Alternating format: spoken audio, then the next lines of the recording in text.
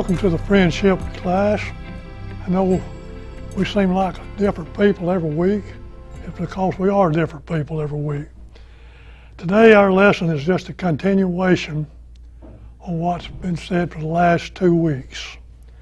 Today I'm going to go back in time. I'm going to take you down to Babylon. Now Babylon is part of what we call present-day Iraq. But the reason we go into Babylon is because the nation of Israel, Judah, the first captivity of them are down in Babylon, living in captivity on the Kibar River. Now I don't know why they called it the Kibar River. It was just a canal that they parked barges.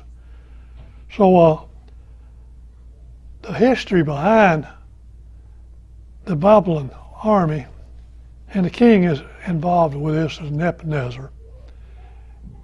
And he would go out every spring and declare war and fight. And he had a way of doing things that was different from all other generals and kings of the wartime. He would take the smart people, the pretty women, and take them in captivity and take them down to his country. The other people, he would divide the land, which these people probably never had a piece of land in their life. He would divide the land up among them, and they would live in peace.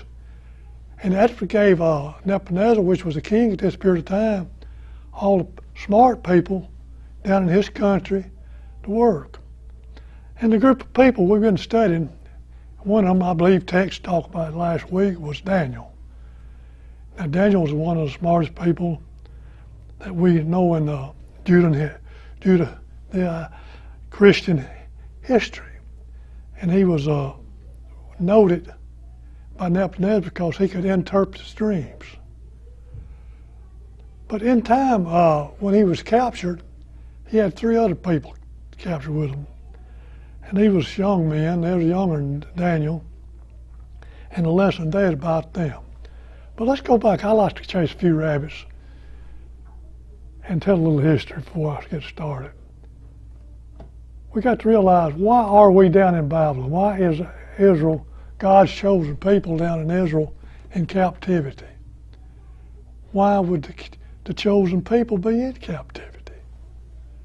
Well, if we don't do right,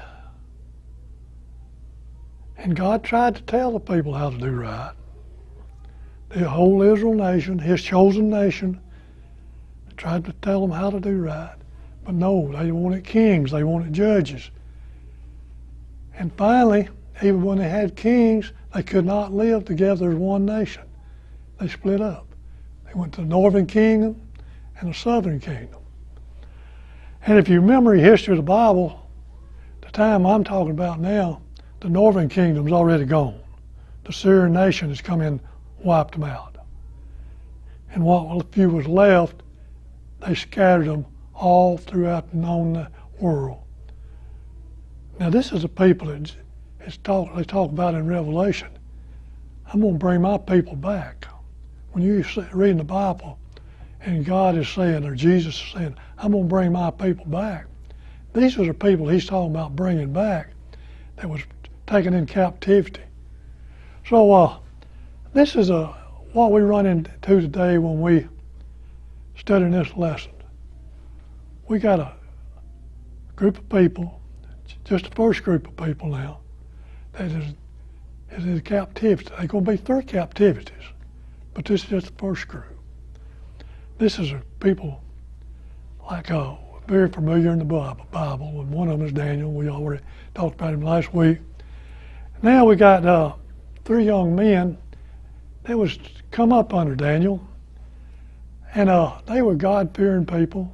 When Daniel had took these 3 young men under his wing and taught them about God, and they were very intelligent people, but King Nebuchadnezzar, he wanted to be noticed.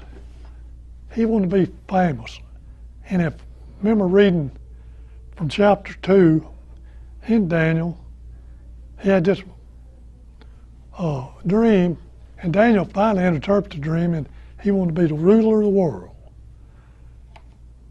And Daniel finally said, you're going to be the ruler of the world, but you're not going to last long. So he goes out in the plains, and back this period of time, the king would go and build big statues of himself and so forth. Now, when I say a big statue, Nebuchadnezzar went and built a 90-foot tall, 9-foot wide statue in the desert. And he had all his satraps, prefectos, magistrates, and all of them go out, and when they played certain instruments, everyone that was in the hearing of these instruments, they fell down and worshiped the idol. Well, that would have been all right if everybody was idol worshipers. All right, the three men we're talking about in the lesson today, and I'm going to have to read the lesson here in a few minutes, were three of the men that Daniel had trained, like I said a few minutes ago, and they were well versed in the love of the Lord, and they wouldn't worship idols. So when you got a king that's going to say, you're going to worship this idol, you got a group of people here that says, I'm a God, and I don't worship, for God, I don't worship idols, because that would violate Amendment number 1. We got a problem. So I'm going to read the lesson day. Lesson day comes from Daniel 3:19 through 30. Remember now, this has already happened. The statue's built, and everybody's worshiping to fall down when they hear the music, except these three young men. Now, somebody's told them. All right. And the punishment for not falling down and worshiping the statue was been thrown into the fiery furnace. Now, I don't know where you're familiar with brick kilns or not. These were kind of like brick kilns. They had one opening right in the top, and that's where you drop things in. And they heated up mighty hot. So as the lesson starts out, and I'll read, Nebuchadnezzar was filled with rage. This is after he found out that these three young men, which worked for him, was not falling down when they heard the music and worshiped it. Nebuchadnezzar was filled with rage, and his face twisted beyond recognition because of Shadrach, Meshach, and Abednego.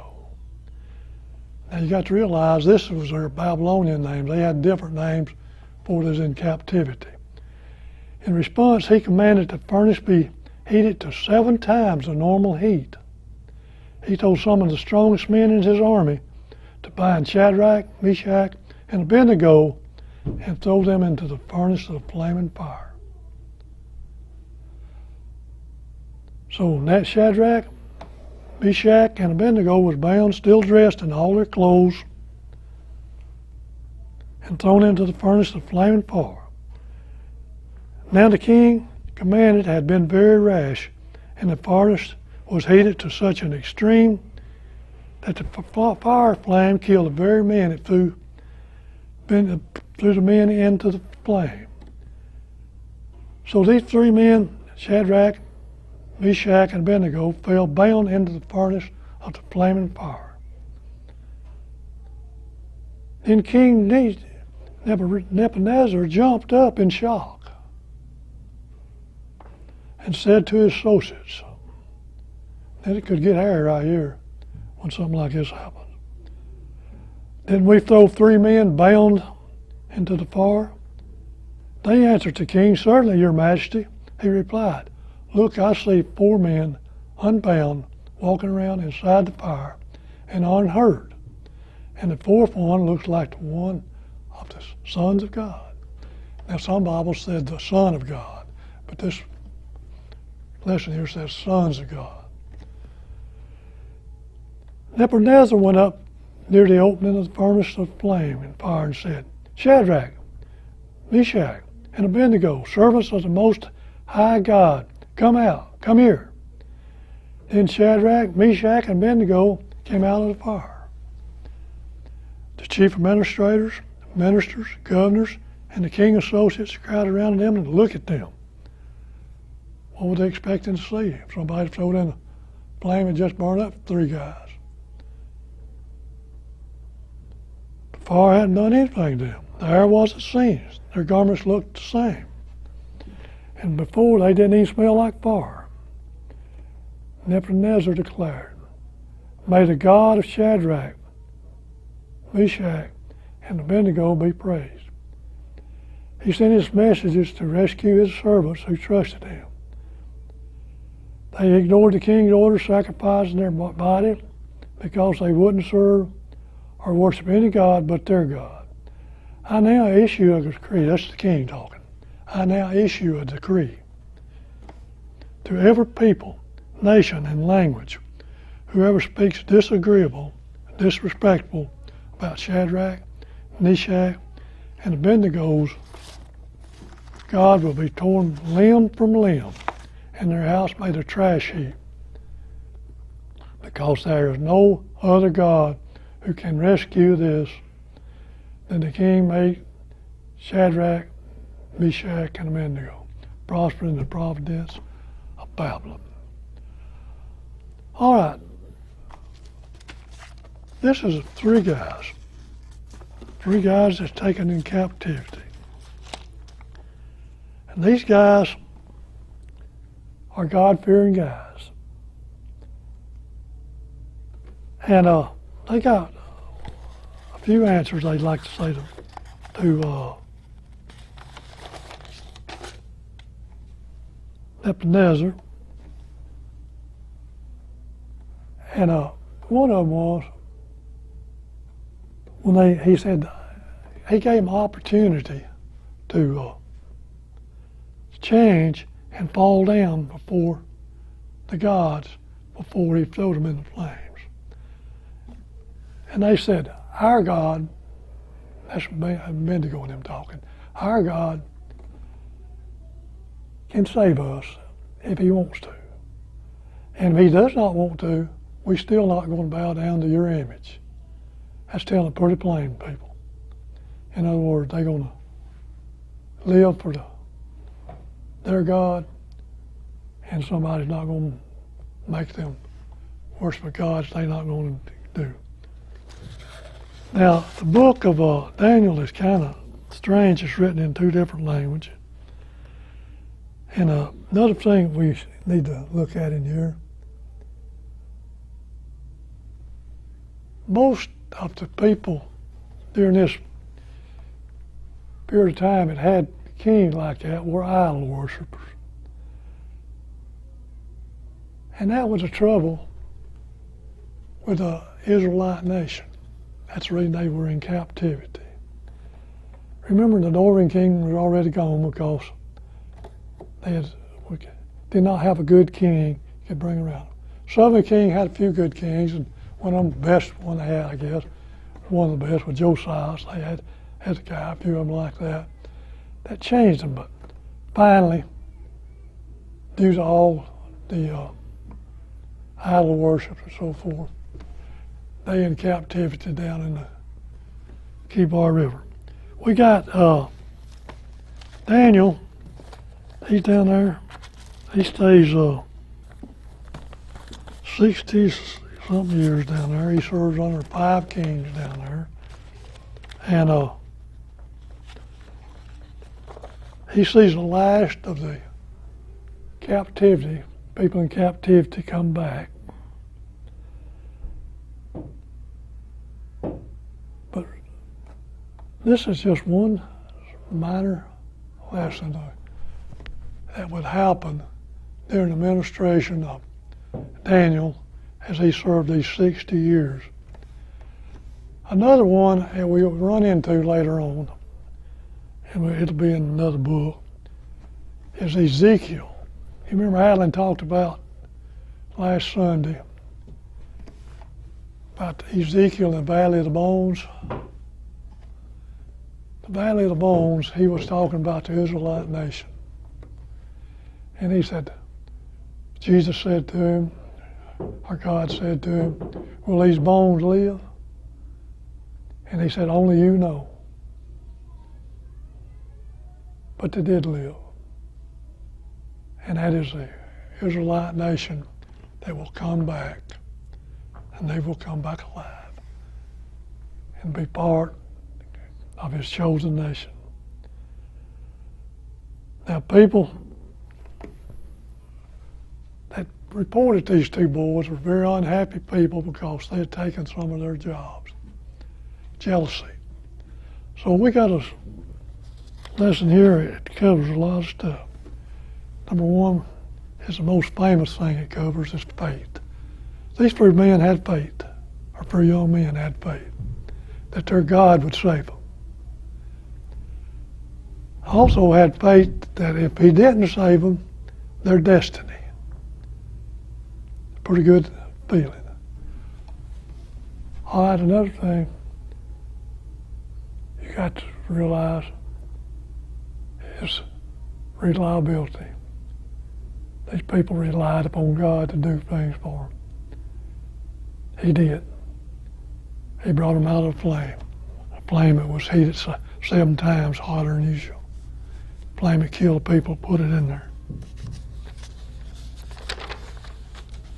Now, I've read the lesson, and I usually end up with a little prayer, and I'll say the prayer in a few minutes. But there's about one more thing I want to cover, and it's really not even in the book. In our time of crisis, people, we're all struggling. All of us feel bound. But you know, let's don't give up. We got one we can trust. We got one powerful, immortal being that can help us. So if we ever get down and out, and I know this is not part of the lesson, like I say, I chase rabbits every once in a while, but we have got one great God that if we'll just ask in earnest, he will help us. And now, since I've said a little bit about the lesson, I felt like the lesson, probably most people knew all about the lesson.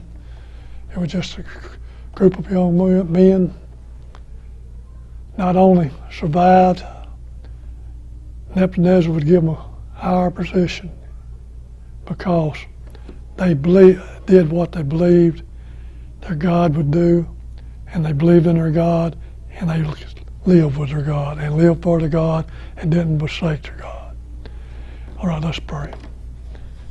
Kind Heavenly Father, we just thank you for today, and thank you for the many blessings you gave us. And just help us be kind of like these young men, a lot of faith, and live up to what you want us to do. Help us be out here doing the right things, saying the right things, and helping people. This is my prayer in your good and great holy name. Amen.